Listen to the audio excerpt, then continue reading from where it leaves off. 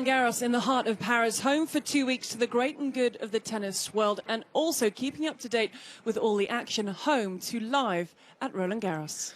Welcome to all of you watching right around the world on Facebook, on YouTube, on the official Roland-Garros app, and on RolandGarros.com. There's live tennis still happening, but we've got a lot to pack in right now for you in the next 30 minutes. Both world number ones are through, but in much different fashion. Last year's finalist survives a second-round scare. And Daniela Hantuchova, she braves the spot. She gets all the good jobs. There is, of course, live action still taking place around the grounds, which we're going to get to very shortly. But we wanted to start this evening with a lovely moment that took place midway through the Philippe Chatrier schedule, and it was to honour Nick, a now former player. Yeah, this was a great moment for Lucie Safarova, who is a finalist in 2015, and then a couple doubles wins. There she is with partner Bethany Maddox-Sands. Announced her retirement last year that it would be impending. Didn't make it down to the Australian Open, but today called this court Philippe Chatrier her favorite in the world, Gigi, and she gets to take an actual piece of it home with her. Do you think we'll get an actual piece of it at the end of the 2 weeks? I don't think we will, no. But a happy retirement for Lucie Safarova. It was very emotional for her out there. She said she wasn't sure what to say, but she did end by saying, "Je t'aime, Paris." Now, we mentioned the live action that's going on. We want to get to that straight away, and we start with Eli Weinstein, I think in the best possible place, because you are keeping an eye on the defending champion. I am, and I'm going to be whispering just for you, Gigi. Literally, Magdalena is about 2 meters away from me. Title defense. Let's talk about that title defense. It's Simona Halep on the other side of the net against Magdalena here on court, Suzanne Lenglen. The title defense is still alive, obviously.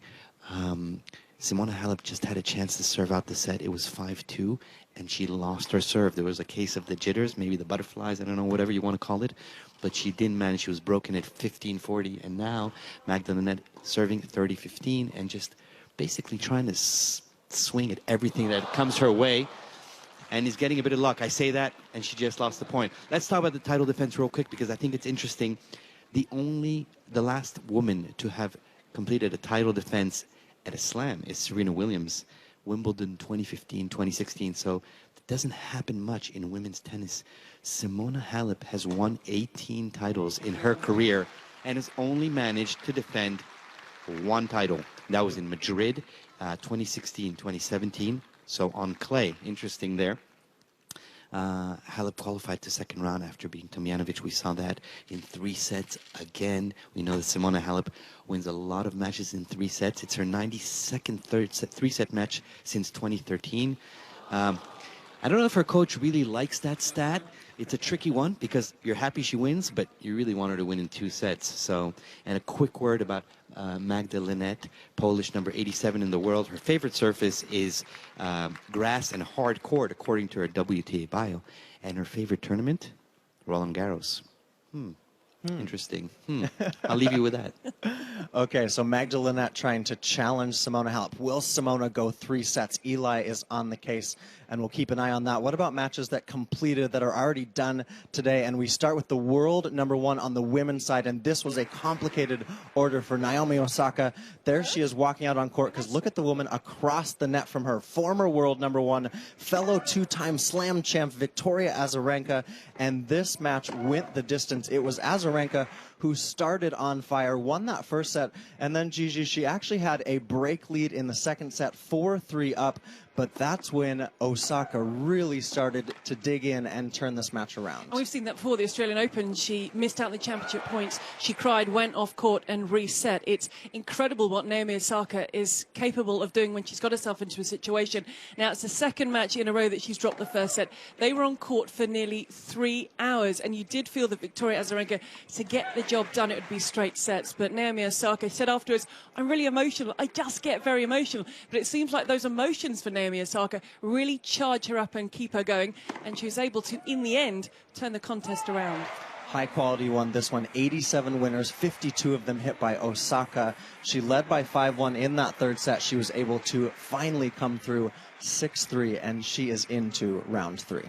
Now, meanwhile, over on Philippe Chatrier, taking place at the same time, it was last year's runner-up, last year's finalist, Dominic Thiem. Now, he's the 4th seed here, and he was taking on Sasha Bublik from Kazakhstan. Now, Sasha Bublik is making his way back from some pretty bad injuries in recent past and trying to get his form back up there. And I think the difficulty here for Thiem, Nick, is that Sasha Bublik, he's not straightforward. He's quite unorthodox in his play. Yeah, he really does. He's got a good charisma off the court, too. Bublik, who's battled some injuries. But how about this? The underarm serve. Look at that from Bublik. And guess what, Gigi? He wins this point. And this has been a trend recently in tennis, in men's tennis in particular. And I'd like to see more underarm serves. I want to see more underarm serves. Maybe that should be one of our questions of That's the day. Our debate tomorrow night. Tomorrow's debate. Do you like the underarm serve? I love it. Yes or no? Okay, Nick saying yes. It would turn out to be a 50th match win for Dominic Thiem. 124 of his 243 tour-level victories, they have come on his favourite surface, which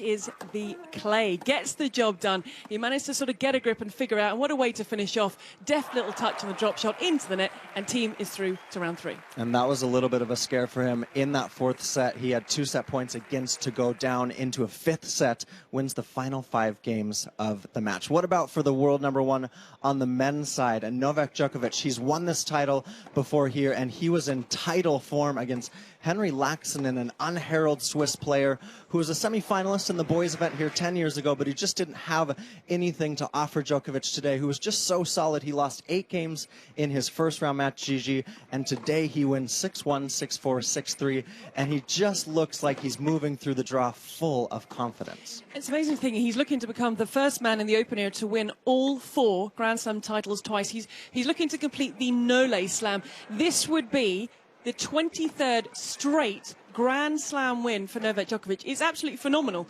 what he's doing, the 2016 champion, and this took him just over 90 minutes, so he'll be happy to have been out there, got the win, got it done, got off court. Yeah, and next up, it's a qualifier. Salvatore Caruso, he's got next, so you feel like the draw is opening up, and for Novak, a handshake there, and he's got to feel good. He certainly has.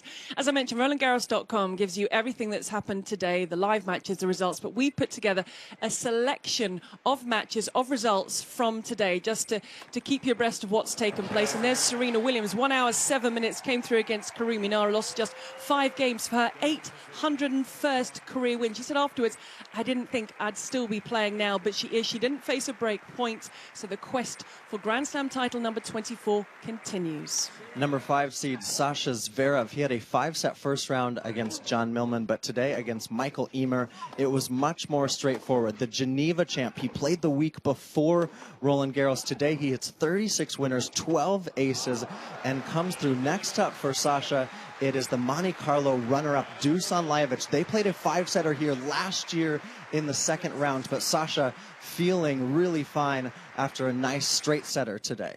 Now, this match took 2 hours and 20 minutes, but just 5 minutes today because they paused for lack of light last night. Belinda Bencic would resume, win 2 games, book her place in her first Roland-Garros 3rd round. And she also, after this, that was wonderful, went out and played doubles, got the win in that. So it was double delight today for Belinda Bencic. Busy day if you are Belinda. What about for Caroline Garcia? She was one of 11 French women to start this tournament, and guess what? She is out. Anna Blinkova, there she is, the qualifier, comes back from 3-0 and 4-2 down in the 3rd set. And for the first time in 33 years, no French women are into the 3rd round. Big win there for Blinkova. Now, many people's dark horse, Ash Barty, she's the 8th seed in the live ranking. She's up to number 6. It's a career-best 3rd round showing here at the French for Ash Barty. A lot of people are talking about what she's doing at the moment. How far can Ash Barty go? She will be delighted with this afternoon's win. There's another player a lot of people have been talking about, this woman, Aryna Sabalenka, but for the 2nd straight major, she goes out to an American teenager named Amanda Anisimova. Anisimova, the first 17-year-old into the 3rd round here on the women's side since Serena Williams 20 years ago. A lot of people talk about Anisimova could be the next big thing. Now, this is a sentence we don't say that often. It was straightforward for Gael Monfils. The 2008 Roland-Garros semi-finalist has moved through to the third round. He's the 14th seed. He's up against his countryman, Adrian Mannarino.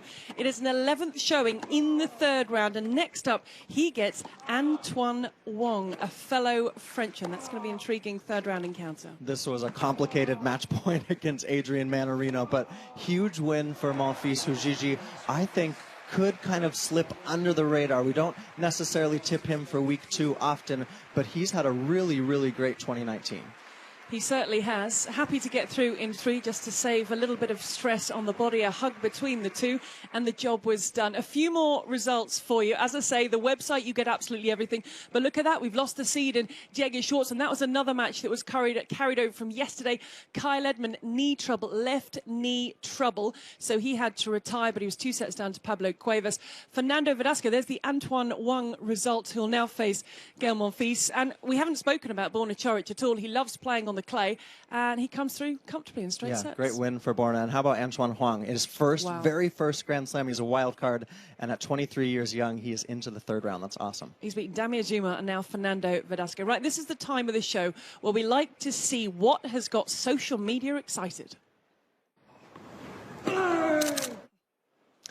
Well, he's not at this tournament, Andy Murray, but he's been a little more active recently on social media, and he must have been watching the tennis yesterday, because the match of the day, no doubt, was Pierre Huguebert against Benoit Paire. And here's Andy on Instagram saying, such a brilliant match to watch. Both guys got so much flair and feel for the game. Great volleys, drop shots, lobs. So different to most of the tennis you see nowadays. Really cool to see Andy, a fellow major star, and maybe Andy's going to make a comeback, but he's always got tennis on the tube, Andy. Yeah, he certainly has. He's also popped up on Twitter as well, just a little message saying, does this still work? Because I think it was his first post in over a year. Now, Stan Wawrinka yesterday, we were talking about how well he did against Christian Garin. Garin's got 2 clay court titles this year, but by the end of the day, we were talking about what happened after the match. And look at this. He pulls a little fella from the crowd that surged to get his autograph, and he said he looked a little bit upset, he was a little bit shocked, and he rescued him from the crowd. Well, you can see the crush of people, and I think actually that little boy just felt like he was maybe getting crushed in the front row. But look at Stan here. He's got an official towel, and then, hey, buddy, where's your dad? And we find Dad. There's Dad just nearby, and he's returning him to Dad with a towel from Stan, and a really heartfelt moment there from Stanislas. Now, we see how many players put all the towels in their bags. I mean, they're priceless player towels. For that little boy to have it, I mean, it must have been quite a traumatic moment when he was stuck in that crowd. So really nice for Wawrinka to rescue him from it. Absolutely. What about Olympic gold medalist? She's a big tennis fan herself, Lindsey Vonn. She was on court today watching, and this was yesterday. Joe Wilfred Songa tweeting this picture of Vonn, of Jim Courier, and of himself. They're all hanging out in the Rolex suite, and I'm going to guess Lindsey might be back for more tennis. She's good friends with Roger Federer. And we see players maybe using their phones as they come out on court, maybe they're listening to some music, and then maybe immediately after a match to say, I've won, or check messages, or book a practice call, but not normally during the match, Nick. This is Sue Shea in her match against Andrea Pekovic, and she's near the wall. Someone has their phone set down, and she just picks it up to chat away. I love that. Sue, she's crafty on the court, and now she's not afraid to take phone calls either. Now, Juan Martín del Potro, I don't want to tell you this, but he had seen the trainer at the start of the second set to put some tape under his knee. He has now just lost. Look at this, losing the shake of the hand from Yoshihito Nishioka. This one's going the distance. 4 sets played. Nishioka, he's 5'7" against the tower from Tandil, and on we go. Yeah, well, this is disappointing because Del Potro was down a break early in that 4th set. Then he made a comeback, but you see there, they lose it. He loses that 4th set in a tiebreak, and the knee, a little bit of a question mark. Same knee from last year that he was out for months after. So we'll keep an eye on that one. But in the meantime, Eli, I think, hopefully you don't have an injured knee, Eli. Where do we find you? I am no longer on Court Suzanne Lenglen. I've moved to the male court of this tournament, Philippe Chatrier. And we have Luc Apouille, Martin Klizan on court. Luc Apouille down a set. I want to talk to you a little bit about these two guys. None of them have made it past the 3rd round at Roland-Garros. Luc Apouille, remember? I don't know if you remember, Aussie Open semifinalist earlier this year, surprised semifinalist, had an amazing run. And he followed up with 6 out of 7 losses at openers in tournaments at tour level. He really struggled. He got a bad flu, lost a lot of weight, was out of rhythm. Finally managed to find his tennis again when they were to change events. I can speak loud again. And when they were in Bordeaux, played a challenger and won that challenger. That was a few weeks ago. Here's an interesting little fact. Lucas Pouille is 6-2 versus lefties in Grand Slams. Well, it just so happens Martin Klizan is lefty. And he's a very crafty lefty. Players definitely do not like to have Martin Klizan on the other side of the net. Very, very talented player. A little bit streaky, but very, very talented. He's won 6 career titles, Martin Klizan, and 4 of those careers were on clay. So, it's a tough guy to play, and especially considering that Klizan won Roland-Garros in 2006. In juniors. In the juniors. There we go. We were waiting for that, just the clarifier. And it's been a tough, recently for Lucas Pouille, it's been pretty tough out there, Eli, right? He's had a struggle this year. It's Australian Open. Oh, there we go. There was, since the Australian, I'm back. Am I back? Since the Australian Open, he basically had a lot of trouble and only won one match on tour level in Madrid. And aside from that, lost everything.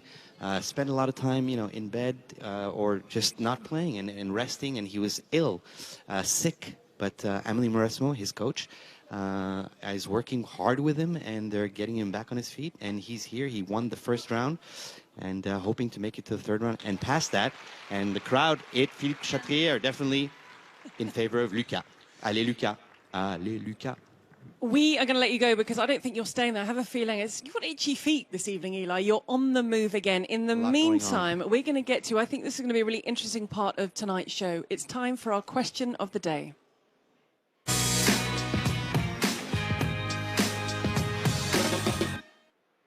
Will Serena Williams win another Grand Slam? Now, I think the reason we decided this would be a good debate for today is because, Nick, we know how much Serena Williams is looking for title number 24 to equal Margaret Court's record, and then, if she can, to surpass it. She got to the final of Wimbledon last year, got to the final of US Open, but hasn't quite made it to title number 24 yet. She was so close, Gigi. 2 times last year, the final of Wimbledon and the US Open, as you mentioned.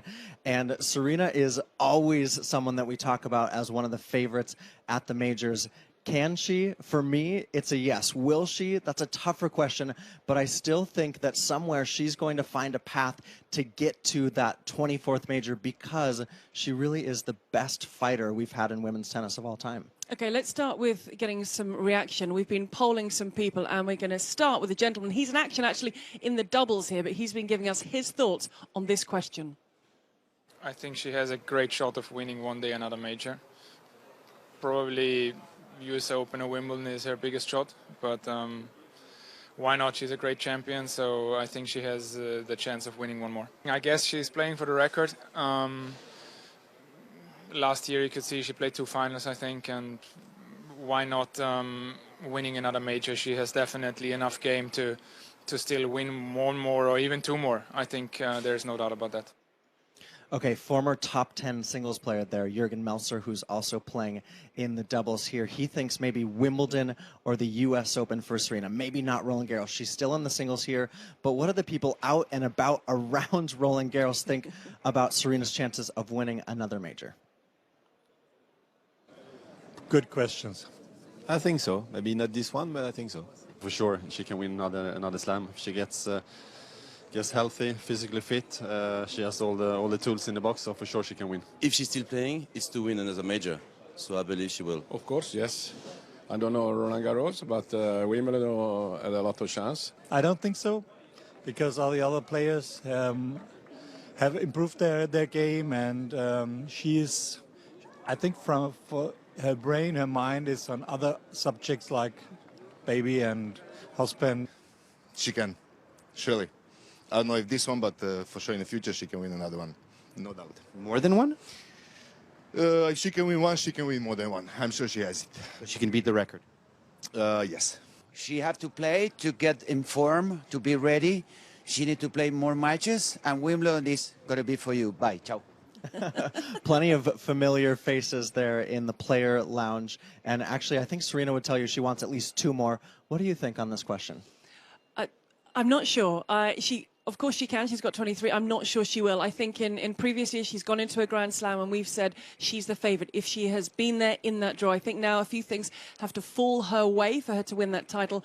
I'm not sure if they will. I think probably the best chance would be at Wimbledon. But we did put this question out on social media. I haven't actually seen the results of this yet, so it's time to find out how you have been voting on our question of the day.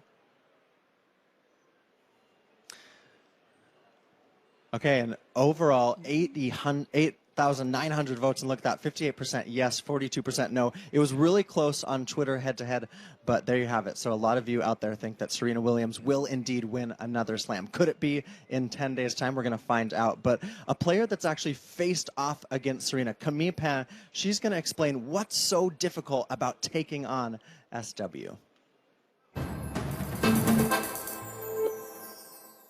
Hi guys, today I want to talk to you about Serena Williams. She's a superstar, everybody knows it, but on court it's something to play Serena. And what it feels like, it's really complicated. I've played her twice, and what is very impressive with Serena Williams, she's the most powerful girl on the tour, and she's serving amazing. The technique is very, very good, very pure, and she's using the serve with a lot of precision.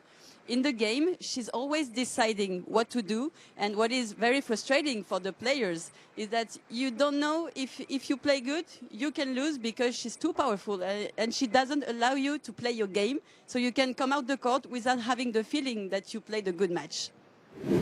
Facing Serena Williams is such an issue because she's so strong mentally, and it seems like she has been raised as a boxer. When I played her, I felt like I was entering a boxing ring, and I was really impressed.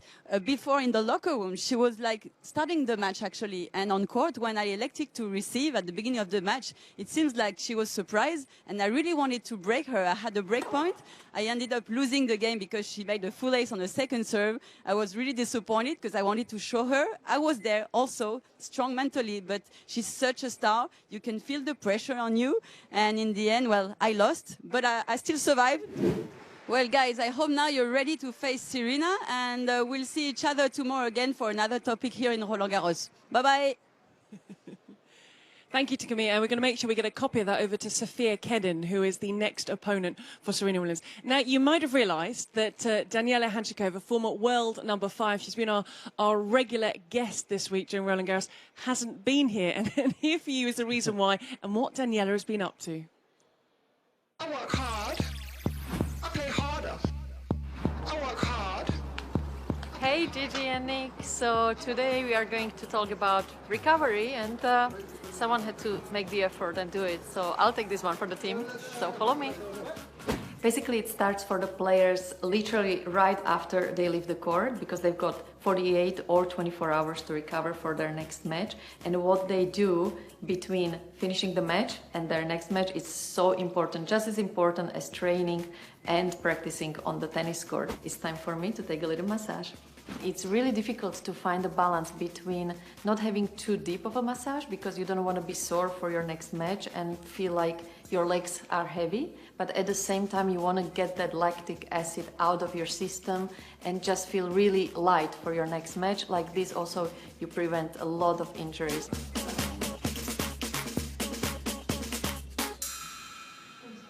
The first thing that tends to become a little bit more tight is the neck muscles, so making sure they're as loose as possible is one of the keys throughout this tournament. So we are done with the massage. As you can see, I'm nice and relaxed, and there is one more thing to go, and that is the cryotherapy. That's where we are going next.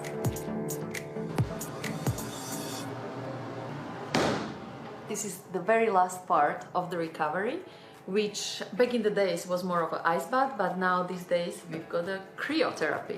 It is around 150 degrees minus for top athletes, and they gotta stay here for 3 minutes on average. I've done this cryotherapy for 14 days in a row, doing it every day, and the difference, how fresh and recovered I felt after those 2 weeks was just amazing. So I do recommend that to everyone. Obviously it's tougher to do it in the tournaments, but this machine is a miracle and it makes all the difference for the recovery.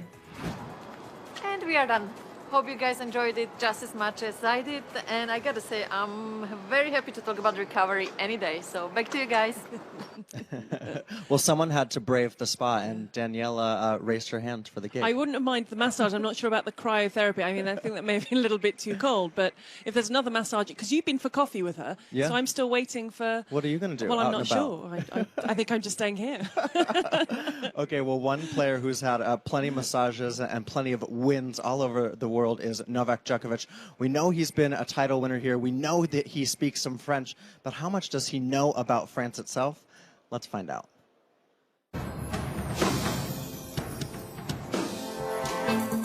Let's check your knowledge, because I know you're a man of knowledge and you're like Wikipedia on feet. Let's start with this Michelin guide, no? Oh, okay. The Michelin stars for the restaurant. Exactly. Okay, I got it. Okay, sorry. Is your restaurant in that book? No. No. Okay, what do we have here? This is a dessert. Yeah. Caramel and is it a French traditional dessert? Yeah. A little help. Île flottante. Île flottante. Okay, I didn't know that. Michel Platini. Very good. Very good. Zinedine Zidane. Good. You like the hair? Okay, I like it. You like the hair? I like it. Yeah, Huh? great hair. This is a Parisian landmark. Parisian landmark. I'm not familiar. It's probably something to do with art, maybe a museum of modern art. Centre Georges Pompidou. So, never been Georges there? Pompidou. Okay, never been there. Entertainment. Gérard Depardieu. Okay, Gérard Depardieu. L'entrecôte. Entrecôte and? Entrecôte avec les frites. Et la sauce? Sauce? Bernaise, sauce Bernaise. Okay, got it. I don't eat that anymore, but I remember. Le Louvre. Yeah. You've been? Yes, I've been.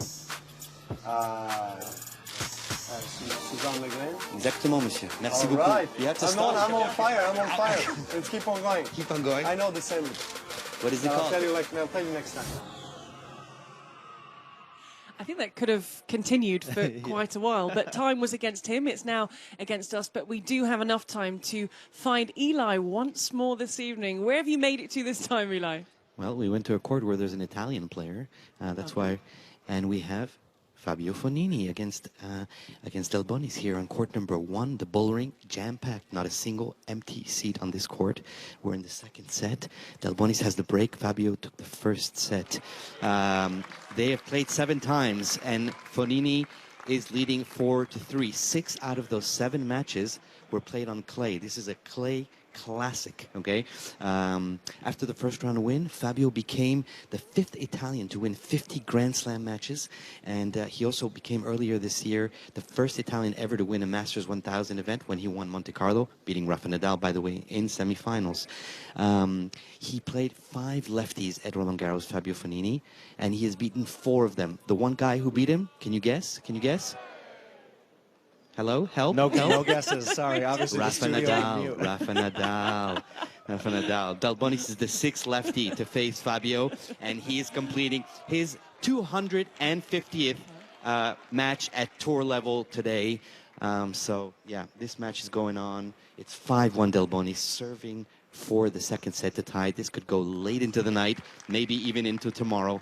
And I'm not satisfied with you guys. You should be following. You should be following. Be careful, or next time I'm going to show pictures of you and not of a hand to choke. Oh, uh-oh. You are quite a tough taskmaster, Eli. Okay, this works both ways. So we'll see you again tomorrow. Thanks, Eli. And get comfortable out there with Fognini and Delbonis. It is time to give you a quick look as to what's taking place on the main show courts tomorrow. The great matches keep on coming. I'm drawn to all of them there, actually, Nick. But Muguruza, Svitolina, Goffin, Nadal, Tsitsipas, Krajinovic, Pliskova. I mean, she could be number 1 at the end of this tournament. Yeah, crazy. And what about on court, Suzanne Lenglen? You've got Elise Mertens playing Casper Ruud against Roger Federer. Sloane Stephens, finalist here last year. How about Wawrinka Dimitrov for the 9th time they've met? 8 prior. Gigi, it's 4-4.